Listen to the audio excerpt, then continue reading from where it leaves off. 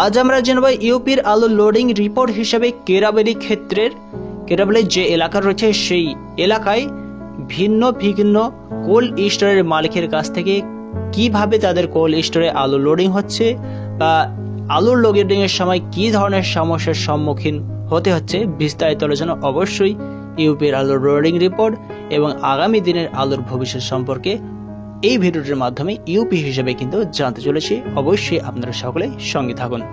এই মুহূর্তে আমরা এই ভিডিওটির মাধ্যমে যে কোল্ড স্টোরটি লক্ষ্য করতে পারছি এটি হলো জিতেন্দ্র রাজবীর কোল্ড স্টোর, আর যিনি হলেন এখানে যে বক্তব্য পেশ করছেন ইনি হলেন এই কোল্ড স্টোরের ম্যানেজার ডাইরেক্টর। मेरा नाम विजयपाल जी है, मैं जितेंद्र राइसन कोल्ड स्टोरेज का मैनेजिंग डायरेक्टर हूँ। তিনাকে যখন প্রশ্ন করা হয় এই এলাকায় কত % আলুর খোদাই এখনো বাকি রয়েছে, हाँ 4-5 दिन होली से पहले हो जाए, मुश्किल से 2-4-5% बिल्कुल से मिट जाएगा। एक भी ट्रॉली आपको रोड पे दिखाई नहीं देगी।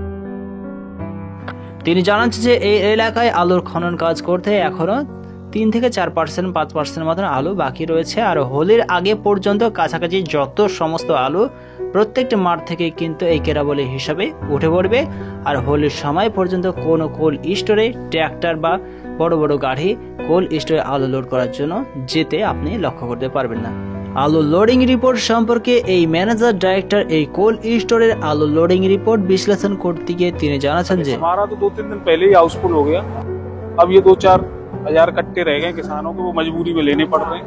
अच्छा, क्योंकि पुराने संबंध में पुराना कोल्ड स्टोर है, 25 साल पुराना, उनके लेने पड़ रहे हैं किसानों के। बाकी कोल्ड स्टोरेज हाउसफुल है। এই কোল্ড স্টোরেতে 2-3 দিন আগেই কিন্তু আলু স্টক হাউসফুল হয়ে উঠেছে। আর এখন এই কোল্ড স্টোরের বাইরে চাষি ভাইদের আলু 2-4 হাজার প্যাকেট থেকে যাওয়ার জন্যই ওভারলোড করতে হচ্ছে, কারণ এই কোল্ড স্টোরটির বয়স কাছাকাছি 25 বছর কমপ্লিট হয়ে পড়েছে।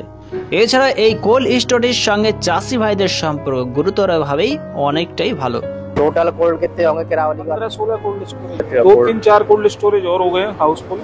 এই কেরাবলী এলাকায় কিন্তু 15 থেকে 16 খানা মতন কোল্ড স্টোর রয়েছে। আর তার মধ্যে এই কোল্ড স্টোরটির মতন 2 থেকে 3-4 খানা মতন কোল্ড স্টোর হাউসফুল হয়েছে। আলু লোডিং রিপোর্ট সম্পর্কে এবার আমরা আরেকটি কেরাবলীর কোল্ড স্টোরের দিকে দৃষ্টিপাত করছি। এই কোল্ড স্টোরের ওনার সত্যবিল এবং জাহালজি আলু লোডিং সম্পর্কে কি ধরনের সমস্যার সম্মুখীন হতে হচ্ছে, কি ধরনের পরিস্থিতির মধ্যে পড়তে হচ্ছে সেই বিষয়ে। এই শকুন্তলা কোল্ড স্টোরের ওনাদেরকে যখন প্রশ্ন করা হচ্ছে কেরাবলী হিসেবে কত % আলুর খোদাই বাকি রয়েছে, সেই উত্তরে তিনি জানাচ্ছেন যে खुदाई साहब अपने यहाँ बिल्कुल फ्री है, यूँ मान लो फ्री है। हाँ। 2-4 दिन की होगी क्या? अरे कल शाम तक खत्म है यूँ।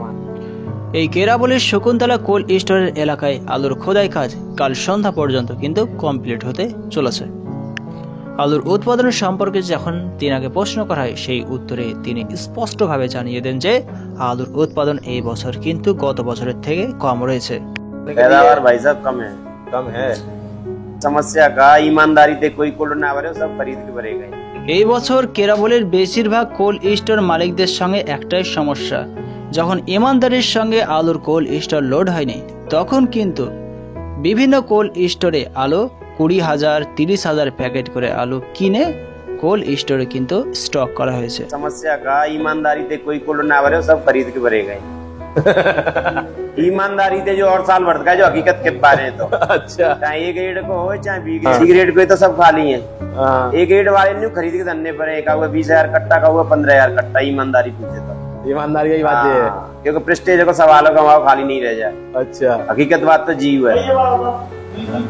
বর্তমান সময়ে শকুন্তলা কোল্ড স্টোরের মালিকের কাছ থেকে শোনা যাচ্ছে ইউপিতে যে সমস্ত বড় বড় কোল্ড রয়েছে সেই সমস্ত কোল্ড স্টোরের মালিকরা বিভিন্ন মাঠ থেকে আলু কিনছে 20,000 30,000 প্যাকেট করে, তারপরে কিন্তু কোল্ড স্টোর লোড করছে কোনো ক্রমে যাতে কোল্ড স্টোর খালি না হয়ে যায়, আর যেটি প্রত্যেক বছরের মতন ইজ্জতের সওয়াল।